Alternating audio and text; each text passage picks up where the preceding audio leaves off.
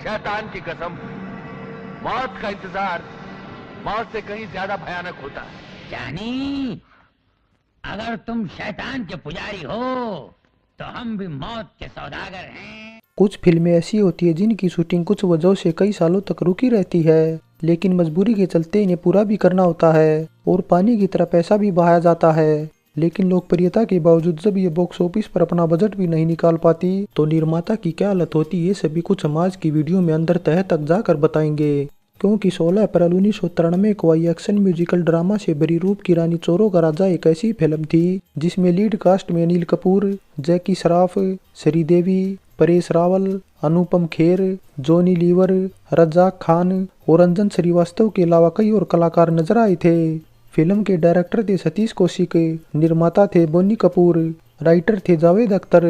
संगीतकार थे लक्ष्मीकांत प्यारेलाल और गीतकार जावेद अख्तर के लिखे 8 गीत रखे गए थे, जिनमें बतौर गायक आवाज दी थी अमित कुमार, विनोद राठौड़, कविता कृष्णमूर्ति, बाली ब्रह्म भट्ट और सुनीता राव ने।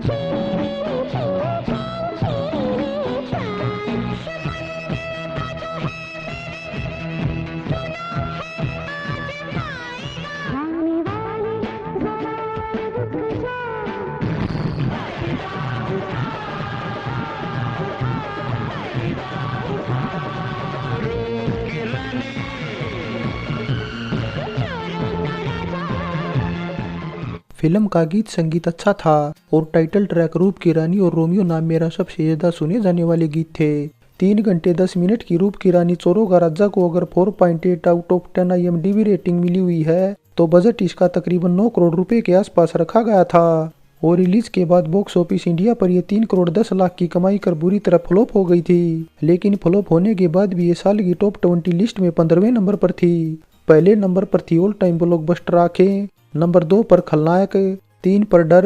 4 पर बाजीगर और नंबर 5 पर तिरंगा थी। रूप की रानी चोरों का राजा का बजट इतना ज्यादा था कि दुनिया भर की कमाई मिलाकर भी अपना बजट नहीं निकाल पाई थी और निर्माता बोनी कपूर को इतना घाटा हुआ था कि उन्हें अपना घर बार और ऑफिस तक बेच कर कर्ज उतारना पड़ा था। फिल्म के फ्लॉप होने का कौन कौन जिम्मेदार था आगे हम फैक्ट के जरिए ही बताएंगे, जिससे आप भी अच्छे से जानकारी ले पाए। फैक्ट 1, रूप की रानी चोरों का राजा फ्लॉप होने की वजह तो कई वजह थी, जिसमें सबसे बड़ी तो ये थी कि इसे अनिल कपूर और जैकी श्रॉफ की जोड़ी की फिल्म बताकर प्रमोट किया गया था। दोनों की जोड़ी उस टाइम दर्शकों को खूब पसंद थी, मगर जैकी श्रॉफ यहाँ कुछ मेहमान भूमिका की तरह थे, इसलिए पब्लिक ने खुद को ठगा मानकर इसे बुरी तरह खारिज कर दिया।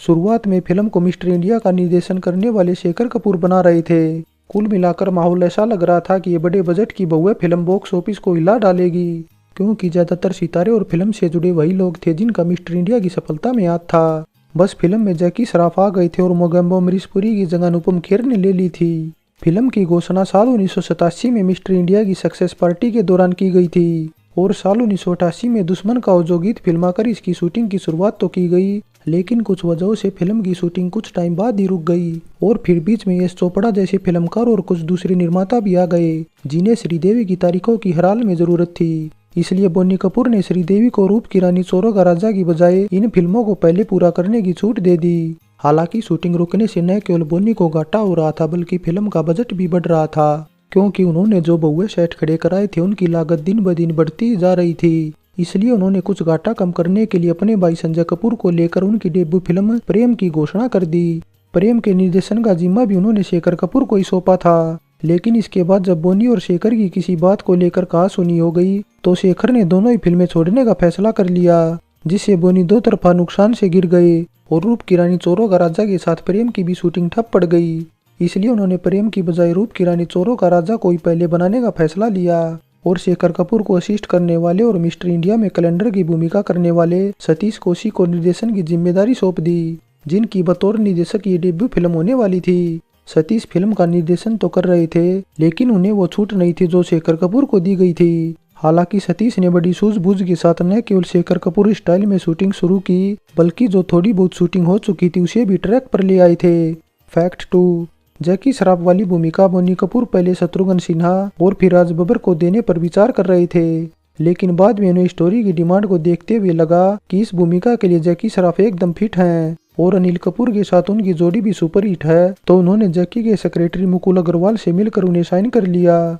लेकिन जब शूटिंग शुरू हुई तो मुकुल ने वो तारीखें नहीं दे पाए जिसकी उन्हें जरूरत थी, इसलिए बोनी उन पर काफी भड़क गए। हालांकि इसके बाद गलती का एहसास होने पर उन्होंने अपने बर्ताव के लिए माफी भी मांग ली थी। फैक्ट 3, फिल्म से जुड़े कुछ लोगों ने अनिल कपूर को बुधवार रात को जानकारी दे दी थी कि हिट होने की बजाय इसके फ्लॉप होने के चांस ज्यादा हैं। इसलिए अनिल बोनी और सतीश कौशिक के साथ बैठकर योजना बनाना चाहते थे कि फिल्म को डूबने से कैसे बचाया जाए, लेकिन दोनों ने अनिल की बात को अनसुना कर दिया क्योंकि वे फिल्म को लेकर बेफिक्र थे। लेकिन इसके बाद शुक्रवार को वही हुआ जिसका अनिल को डर था। शुरुआती दिन न केवल फिल्म की कमाई कम थी बल्कि इसे नेगेटिव रिव्यू भी मिल रहे थे, लेकिन बोनी अब भी इसे फ्लॉप मानने को तैयार नहीं थे क्योंकि उन्होंने इस पर पानी की तरह पैसा पाया था। उस दौर में बड़ी से बड़ी फिल्म भी जहां 3-4 करोड़ में आसानी से बन जाती थी, बोनी ने 9 करोड़ लगाकर इसे बॉलीवुड की महंगी फिल्मों में से एक बना दिया था। और जिस तरह की गलती बोनी ने की, इससे पहले शशि कपूर ने भी 1991 में अमिताभ ऋषि को लेकर मेगा बजट की कॉस्ट्यूम ड्रामा जुबा बनाकर की थी,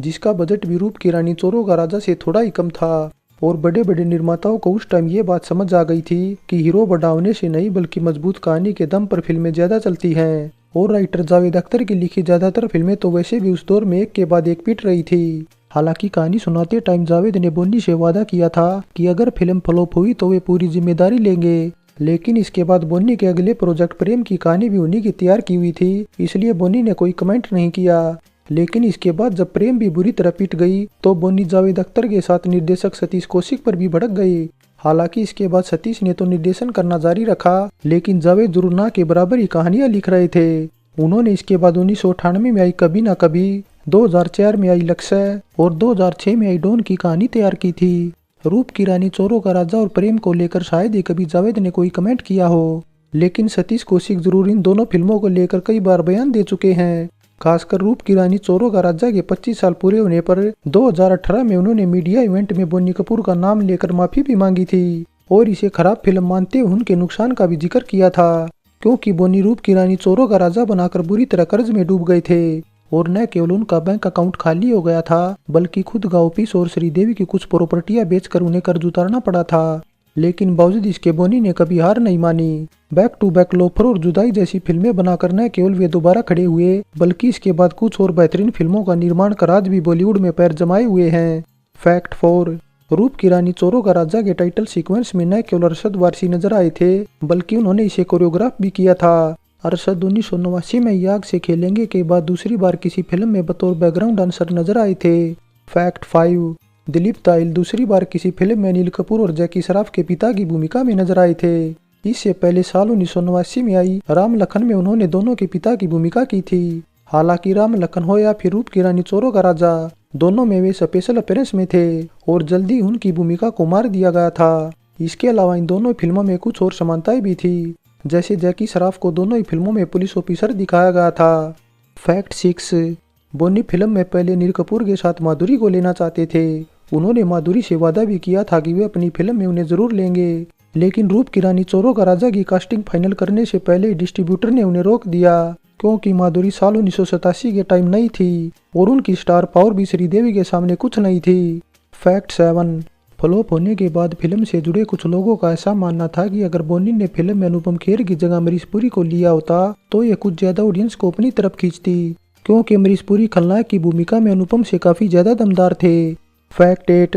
फिल्म के प्रीमियर पर बॉलीवुड के कई दिग्गज स्टार और फिल्मकार आए थे, जिनमें अमिताभ और शोमैन सुभाष कई भी थे, जिन्हें अनिल ने पहले ही जानकारी दे दी थी कि रूप की रानी, चोरों का राजा बॉक्स ऑफिस पर बुरी तरह फेल होगी, लेकिन सुभाष ने उन्हें उम्मीद बनाए रखने को कहा। उनका मानना था कि अक्सर बड़ी फिल्मों को लेकर नेगेटिव खबरें फैलाई जाती हैं। 87 में आई हीरो और 86 में आई कर्मा उनकी कुछ ऐसी ही फिल्में थी, लेकिन बावजूद इसके जब फिल्में रिलीज हुई तो बड़ी हिट थी। फैक्ट 9, रूप की रानी, चोरों का राजा को लेकर अनिल कपूर के बहुत से अरमान थे, लेकिन बावजूद इसके कोई भी अरमान उनका पूरा नहीं हो पाया। वे चाहते थे कि जिस तरह अमेरिका में बैटमैन सीरीज की फिल्मों की पब्लिसिटी और हाइप बनाई जाती है, रूप की रानी चोरों का राजा को लेकर भी वैसी ही बनाई जाए, जिससे रिलीज के टाइम फिल्म को जरूर फायदा मिलेगा। लेकिन कुछ समय बाद वे खुद ही से पीछे हट गए, क्योंकि हिंदुस्तानी ऑडियंस ऐसी सीरीज की फिल्मों को समझने के लिए उस टाइम तैयार नहीं थी, क्योंकि इससे पहले जो 3-4 सीक्वल बने थे उनकी सफलता का प्रतिशत ना के बराबर ही था। फैक्ट 10, बीना बनर्जी को पहले फिल्म में अनिल कपूर और जैकी श्रॉफ की मां की भूमिका ऑफर हुई थी,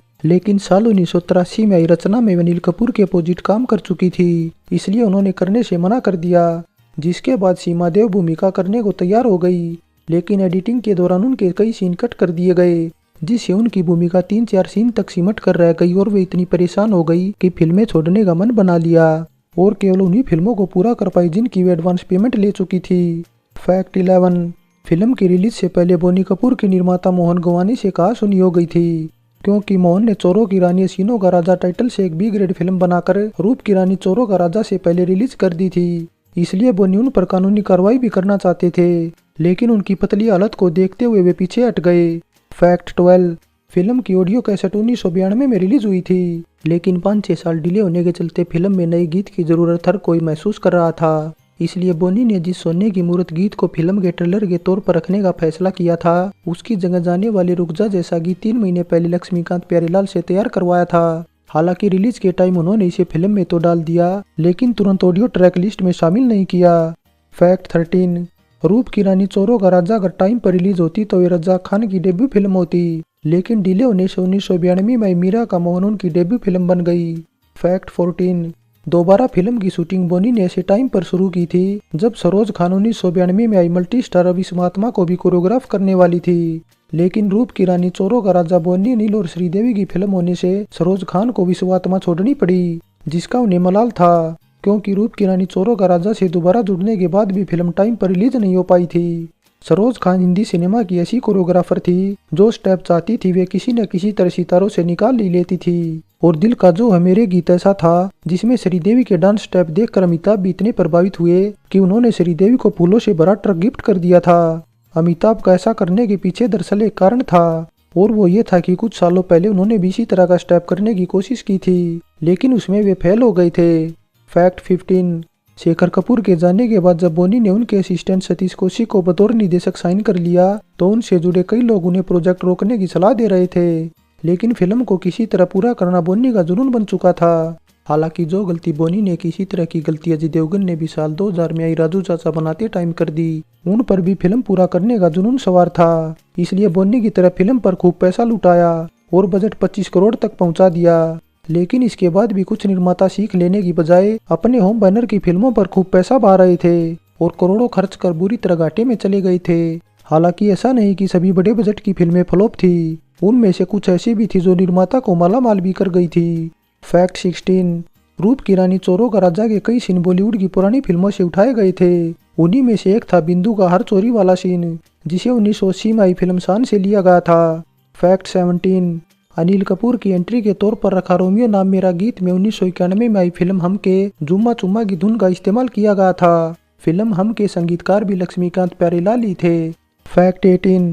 रूप की रानी चोरों का राजा ऐसी आखिरी फिल्म थी जिसमें जैकी श्रॉफ और श्रीदेवी साथ नजर आए थे। फैक्ट 19, रिलीज से पहले रूप की रानी चोरों का राजा को लेकर बोनी ने दावा किया था कि उनकी फिल्म 1992 में अनिल माधुरी की ब्लॉकबस्टर बेटा का रिकॉर्ड तोड़ देगी, लेकिन रिलीज के बाद ऐसा हुआ कि जितना बेटा का बजट था रूप की रानी चोरों का राजा लगभग उतनी कमाई कर पाई थी। फैक्ट 20, जिस टाइम फिल्म की घोषणा हुई थी परेश रावल उस टाइम बड़ा नाम नहीं थे और ज्यादातर साइड विलन रोल ही करते थे, इसलिए रूप की रानी चोरों का राजा में भी उन्हें साइड रोल ही दिया गया था। लेकिन इसके बाद साल 1993 में जब फिल्म रिलीज हुई तो वे बड़ा नाम बन चुके थे। उन्हें न केवल अच्छी भूमिकाएं करने को मिल रही थी बल्कि कुछ फिल्मों में मेन खलनायक भी बने थे। फैक्ट 21, रूप की रानी चोरों का राजा टाइटल से 1961 में देवानंद की भी एक फिल्म रिलीज हुई थी, लेकिन सिवाय टाइटल के दोनों ही फिल्मों की स्टोरी एकदम अलग थी। तो ये तो बात रही रूप की रानी चोरों का राजा से जुड़े नॉन फैक्ट्स की। अब बात शूटिंग लोकेशन की करें तो इसकी शूटिंग मुंबई के राजकमल स्टूडियो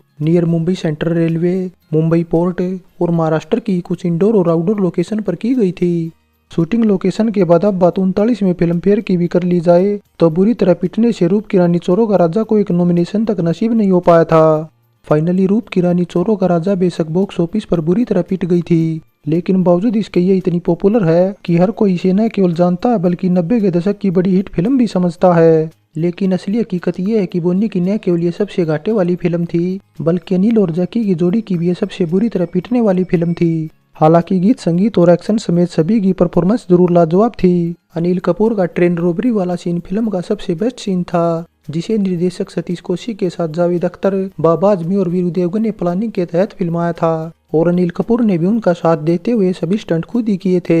हमारे द्वारा दी गई जानकारी आपको पसंद या ना पसंद आई है तो लाइक या डिसलाइक में से एक जरूर करें, और पसंद आई है तो कमेंट करने के साथ चैनल सब्सक्राइब करें। वीडियो आप तक सबसे पहले पहुंचे इसलिए घंटे का बटन भी दबा दें।